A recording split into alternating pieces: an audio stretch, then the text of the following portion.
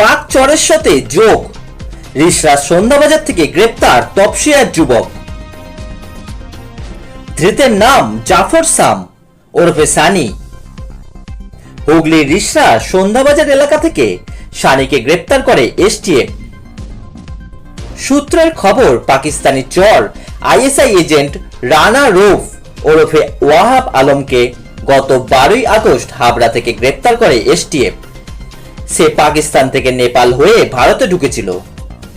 তার থেকে তপসিয়ার ইমরান হোসেনের খোঁজ পায়। ইমরান রানার ভারতীয় নথি বানাতে সাহায্য করেছিল।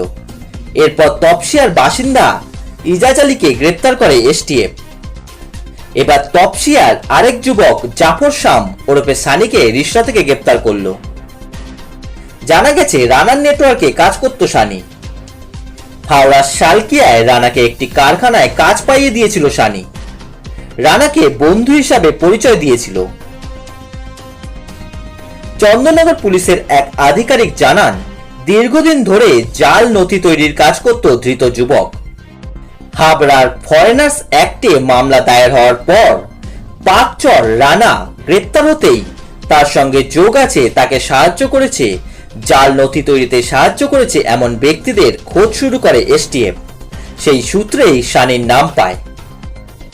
জানা গেছে গোপন তথ্য সংগ্রহের জন্য লোক নিয়োগ করে রানা। সে কাঠমান্ডু হয়ে কলকাতায় আসে।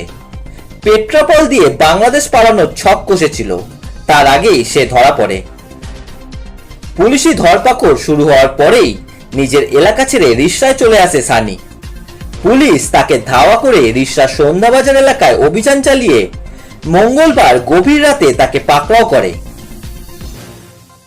ও আমার থেকে এসে মোবাইল চেয়েছে, কোথাও করেছে, এমনি যে লোক আছে ভাই মোবাইলটা দেন, আমার চার্জ নেই, আমি দিয়ে দিলাম। আমি কি জানতাম কি চালে তো ঝামেলা আছে, না লোকে মোবাইল আমি দিতাম। মোবাইল কি জন্য চাইলো? কাস্টমার আছে। হ্যাঁ, কি জন্য চাইলো মোবাইল? ভোর নিজের বাল বাচ্চার জন্য, কোথাও করতে জন্য, আর কিছু বলে। তুমি ওকে চিনতে আগে থাকতে? না না না, আমি অনেক দিন আগে এখানে থাকতো, না এখানে থাকে না। মানে হঠাৎ করে এসছে, তুমি কিছু না, আমি বললাম ওকে কি হলো, কি ব্যাপার, আচানক এখানে তোকে দেখা পড়েছে। না না না, কিছু না, দেখ একটু ফোন কোথা করবো, কি পড়লো স্যার আপনার, কোথা করবো, বাস কোথা করে চলে গেল। তার মধ্যেই পুলিশ ধরে নিয়ে? হ্যাঁ হ্যাঁ, পুলিশ ধরে নিয়েছে, ভালো হয়েছে ধরে। কোন জায়গা থেকে ধরেছে, কোন জায়গা থেকে? তো আপনার সামনে কথা, এইখান থেকে বলছি তো স্যার, এইখান থেকে, বুঝতে পারছেন না? তো 6-7 বছর আগের মতন থাকতো, কিন্তু ভালোই ছিল ছেলেটা, কোনো এই নেই। গদির কাজ করতো, 2 ভাই, বোনরাও কলকাতাতে বিয়ে হয়েছে। তারপর এখান থেকে যখন বাড়িওয়ালা ওদের সরিয়ে দিল, বিল্ডিং বানালো, ওরা কলকাতা শিফট হয়ে গেল। মানে কোথায় চলে গেল? কলকাতায়, সেটা প্রক্রিয়া দিকে মনে আমরা শুনেছিলাম। এবার ও কি কোনো দেখেছেন আচরণ কিরকম ছিল? বা এইখানে তো খুবই ভালো, সেটাই তো আমরা শুনে অবাক, একদম ভালো ছিল, মেলামেশা সবার সাথে একদম। কে কে থাকতো এখানে? মা, বাবা, বোন সবাই থাকতো। কি করতো এখানে যখন থাকতো কাজ? এখানে ওর বাবা তো মিলে চাকরি করতো, দুটো মিলে চাকরি করতো। আর ও ছেলে তো এখানে, আমরা যখন দেখছি তখন পড়াশোনা করতো। এখান থেকে কোনো কাজ করিনি, কলকাতা শিফট হয়ে তাহলে গদির কাজ করে।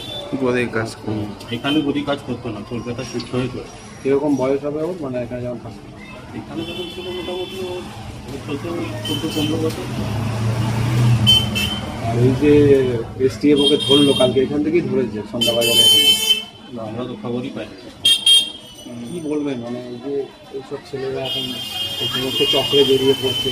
সব এডুকেশনের কমই, আর কি বলবো, শিক্ষা না দিলে এটাই হয়, আর কিছু না। নাকি কোনো লোভে পড়ে এসব করছে, টাকার লোভ বা? কিন্তু তো ভালোই কামাচ্ছে, শুনছিলাম গদি কাজ করছে, খুব তো ভালোই কাজ করছিল। তপসিয়া থেকে তো আরও কয়েকজন ধরা পড়েছে এই ঘটনা, সেটা তো আমরা জানি না। আপনাদের এই এলাকা কতটা সুরক্ষিত, মানে এখানে বাইরের লোকজন আসে? না, এই জায়গাটা তো আমাদের তো খুবই ভালো, শান্তিপূর্ণ, এখানে কিছু কখনো আজ পর্যন্ত হয় না। বাইরের লোক কেউ ভাড়া থাকতে আসে এখানে? না, এখানে মোটামুটি সব আমাদের সব নিজের, আর সবার মোটামুটি সব নিজেদেরই বাড়ি। এখানে ভাড়া বেশি নেই। পুলিশ টুলিশ আসে মানে খোঁজ খবর নিতে? হ্যাঁ, এমনি তো পুলিশরা রাউন্ডিং করে। আর সব সিসি ক্যামেরা রয়েছে দেখছি সব বাড়িতে? হ্যাঁ, সবাই ঠিক। এমনি কোনো অসুবিধা তো নেই? এই ছেলেটি যেরকম হয়ে যাবে ভাবতে পারেনি? না, আমি তো শুনে সেটাই অবাক হয়ে গেলাম আর কি। এমনি কেমন ছেলে ছিল আপনাদের? খুব ভালো বললাম তো। ঠিক আছে। আপনার নামটা বলুন। ওয়াসি আহমদ। হ্যাঁ, ওয়াসি আহমদ। ওয়াসি আহমদ।